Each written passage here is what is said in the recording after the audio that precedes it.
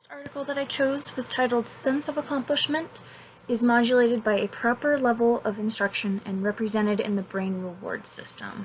The study was done in 2017, and please don't make me try and pronounce the authors. The study hypothesized that when solving the problems, participants would feel the greatest sense of accomplishment with indirect instruction, which may be of intermediate difficulty for them. The study sought to examine the neural basis of the sense of accomplishment. In particular, they focused on the bilateral caudate and anterior cingulate cortex, the ACC.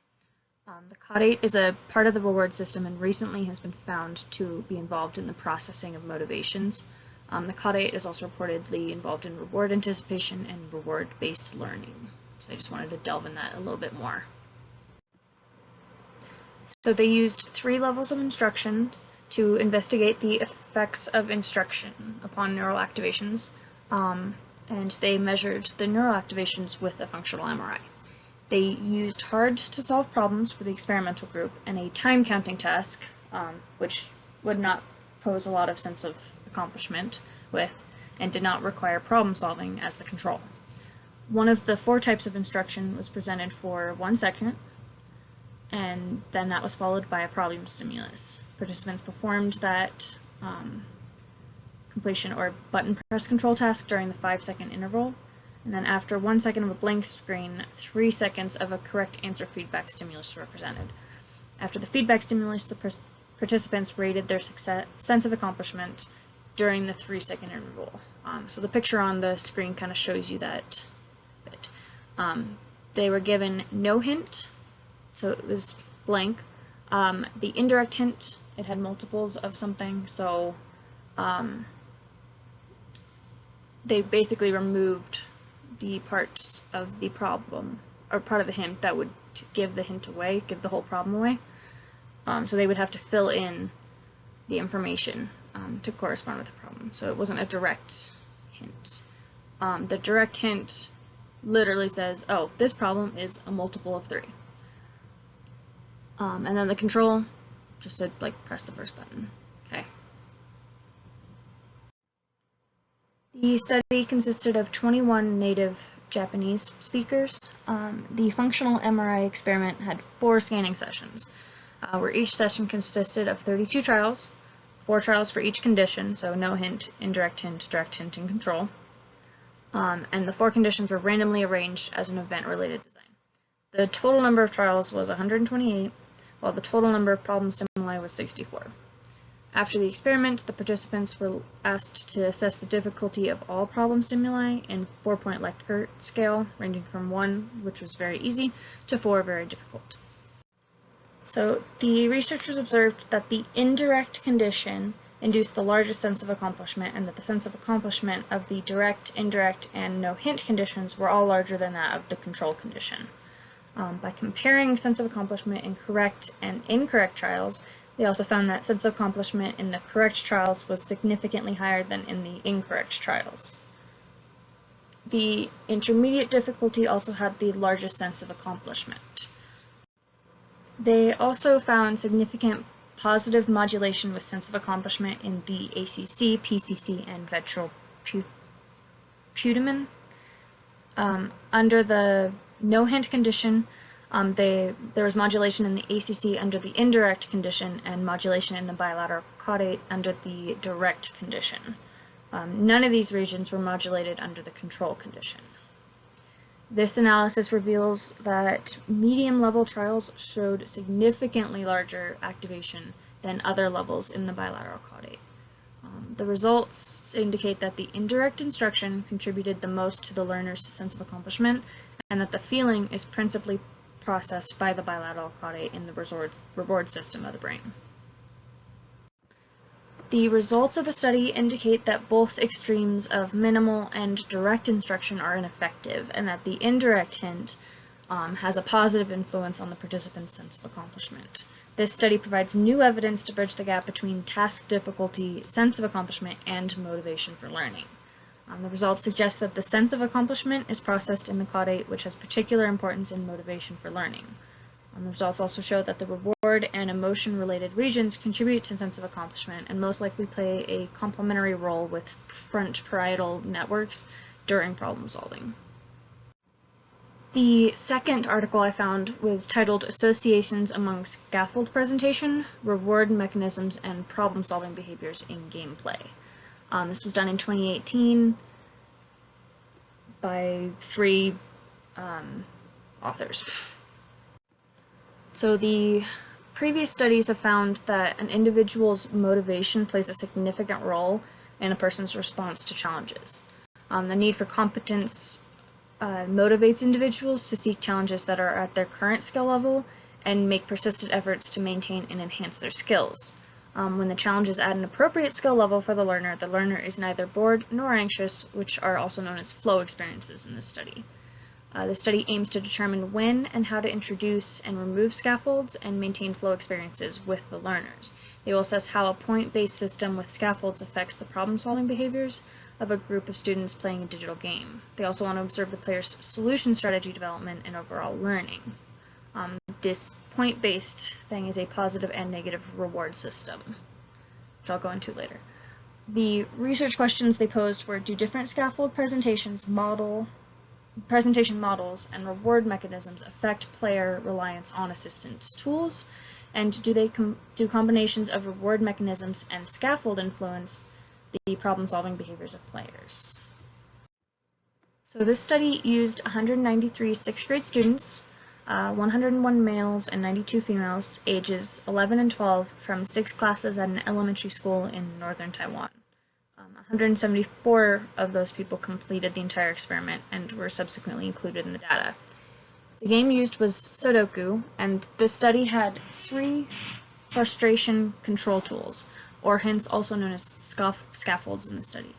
One of the hints showed all possible candidates for empty cells, one that uses colors to mark cells containing incorrect digits, and one that showed which cells should be filled in next and which digits should be used to fill it in. There were 3 different options for the scaffold availability. There was active, with all available assistance tools shown at the very beginning of play. Then there was a passive option, which was the frustration controls and demonstration tools were made available whenever a player made 3 consecutive mistakes, and each tool could be used a maximum of 3 times per level. Then there was the hidden condition with the players hitting a button to make the scaffold appear. This tool could also be used a maximum of 3 times per level. The researchers also added a point loss or point gain system to different groups mixed with the different types of scaffolding, leading to 6 groups in total. So you'd have an active scaffold with a point loss and an active scaffold with a point gain, and so on and so forth. Players could only move up to the next level and gain 1,000 points when they completed a full round at the current level without scaffolds. Players accumulated points until game time expired or all levels were mastered. In 3 of the 6 experiments, players earned 10 points every time they inserted a correct number into a square. Points were not deducted for these players when they used tools or filled in wrong numbers. In the other 3 groups, 2 points were deducted whenever a player used a frustration control tool or gave the wrong answer, and 10 points were deducted whenever a player used a demonstration tool that provided the correct answer. The independent variables were the scaffold type, so active, passive, hidden, and the reward mechanism, point gain or point loss. The dependent variables were the gaming performance, so they were looking at highest completed level, total tools used, individual tools used, and the level passing score. And play by play, like, did they play by the rules or did they play with the rules? Kind of fudging them around and seeing what they could get away with. The researchers monitored the students via a screen recording device, and they had a 12-item questionnaire designed to record participants' self-assessment of gaming behaviors and performance once all of this was done. They first analyzed the 3 types of scaffolds on player behaviors, and the results indicated no statistically significant interaction between scaffold type and reward mechanism, but both scaffold and reward mechanism type exerted significant effects on the total number of times that each scaffold tool was used. In this study, total tool use was higher among all point gain groups compared to the point loss groups as seen in the graphs. They attempted to determine the effects of previous Sudoku playing experience on total tool usage. There was no significant findings, but students in the experienced Sudoku players group used support scaffolds an average of 12.7 times per game, compared to 19.7 times for the inexperienced group, which was statistically significant with a moderate effect size. Finally, data from the game behavior questionnaire at the end and the video recordings indicated first that play-by-the-rules students tended to try all scaffolds and to show impatience in terms of quickly filling in all the grids, and that play-with-the-rules students used scaffolding tools until they understood that doing so blocked them from moving to the next level, and then deduced that by monitoring their scores, they could determine when an inserted digit was correct or not.